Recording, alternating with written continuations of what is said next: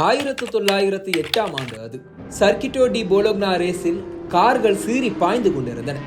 இத்தாலியில் மாடனா நகரத்தில் work shop நடத்தி கொண்டிருந்த ஒரு மெக்கானிக் தனது மகனை அந்த ரேஸை பார்க்க அழைத்துச் சென்றிருந்தார். 10 வயது மட்டுமே ஆகியிருந்த அந்த சிறுவனுக்கு மின்னல் வேகத்தில் சீறி பாய்ந்த கார்களும் தரையில் இருந்து வான் நோக்கி எழுந்த புழுதியும் இனம் புரியாத ஒரு கிளர்ச்சியை கொடுத்தது.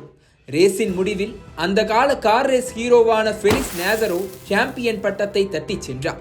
அந்த கண்கொள்ளா காட்சியை கண்ட சிறுவனுக்கு எதிர்காலத்தில் தானும் ஒரு ரேசராக வேண்டும் என்கிற ஆசை துளிர்விட்டது.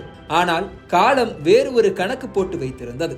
ரேசராக நினைத்த சிறுவன் உலகின் புகழ்பெற்ற ரேசிங் கார்களை தயாரிக்கும் கம்பெனியை நிறுவினான். அவனது நிறுவனம் தயாரித்த ஆடம்பர கார்களை புக்கிங் செய்ய உலகின் கோடீஸ்வரர்கள் போட்டி போட்டனர்.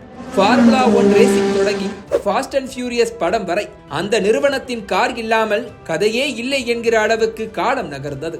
அதுதான் கால்களை தூக்கி கணைக்கும் குதிரையின் முத்திரை பதித்த ஃபெராரி நிறுவனம்.